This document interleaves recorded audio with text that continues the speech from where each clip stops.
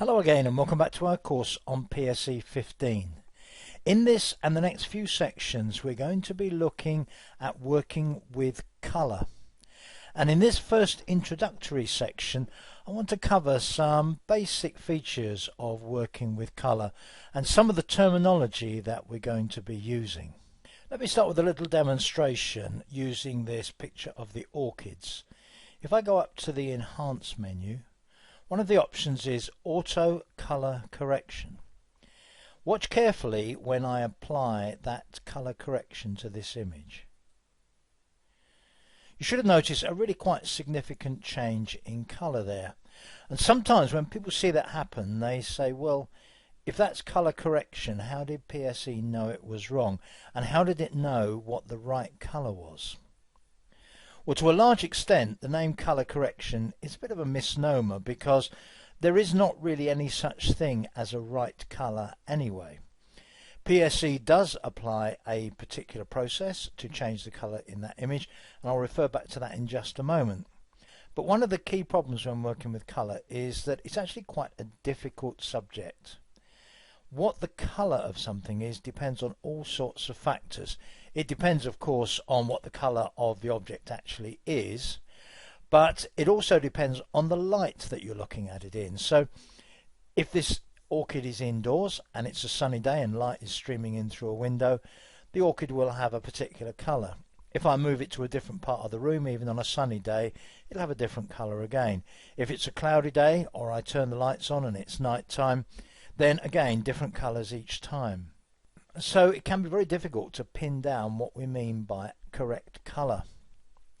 Another problem is that we have particular features, things that happen a lot to photographers, such as colour casts, where light from a different source or light reflected from another surface changes the colour of something. So we know it should be one colour, but it has a colour cast and it's coming out a very different colour.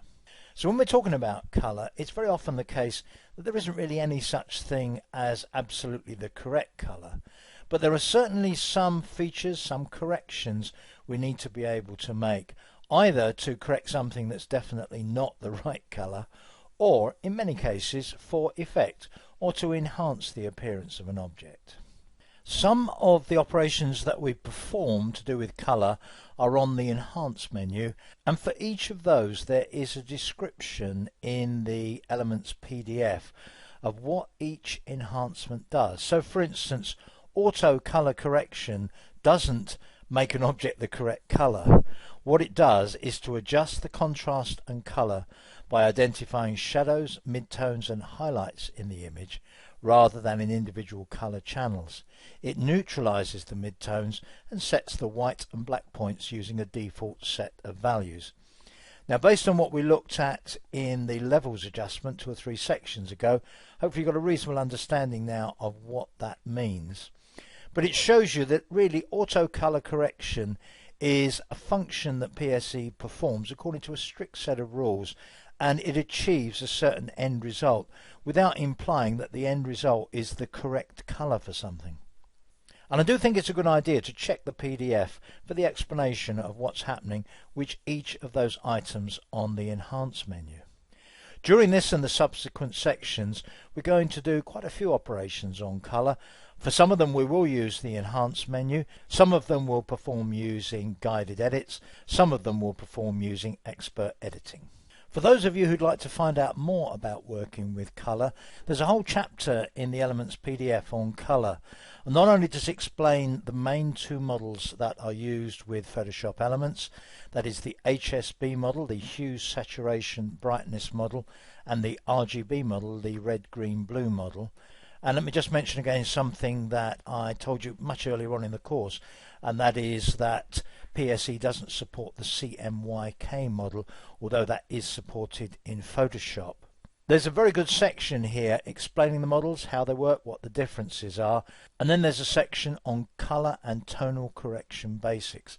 There's good background information here, and then it actually goes through the quick mode tools and how to correct colour in expert mode as well. So it's very good information and it's well worth you spending some time working through this, I'm sure. So that's some of the basics on working with colour. In the next section we're going to look at we're going to look at adjusting colour for skin tone. So please join me for that.